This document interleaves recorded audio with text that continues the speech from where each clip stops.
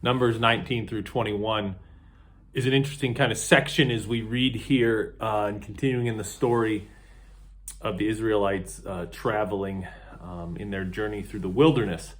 And just a couple thoughts as we look on, and some things to remember that you may see later as we continue on this story of the Bible. First of all, a little bit of cleanliness talked about and purification. And it's important to remember that being impure or unclean wasn't necessarily a bad thing. It was just something that it had to do with the symbol of death and cleansing from death and sin. Because actually in this chapter, there's instruction straight from God for people to do some tasks with some animal sacrifice that would make them unclean. God says, go out and do these things, and when you're unclean, then take a bath, and you'll be unclean till evening. So I think it's important to remember that. Second, there are some people mentioned, some kings. Og, king of Bashan, and Sihon. These two kings, the Sihon, who's the king of the Amorites, and Og, who reigned in Bashan, is these two kings that we see here, and they were defeated by the Israelites.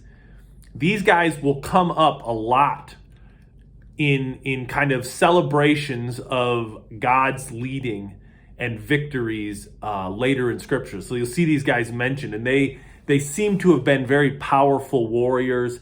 And even there's some stuff that we'll read later that indicates that they were giants and their families were these imposing physical warrior features, and how God delivered his people from these guys. So check that out and look for them as they're mentioned later. They're mentioned in poems and in histories and in celebrations of how God led his people.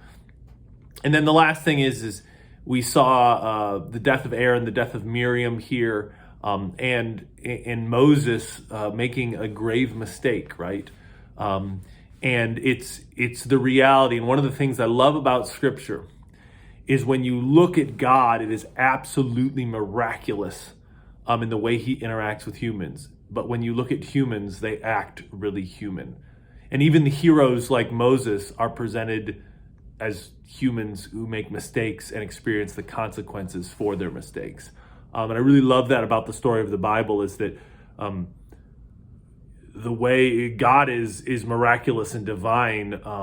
And to me, it creates some authenticity, because it presents humans as so human. And the heroes, they do great things, but they also make mistakes. And I think that that's reassuring, because if God can work through someone like Moses and Aaron and Miriam who make mistakes, he can maybe do something with me, and he can do something with you if we're willing. So enjoy, continue on.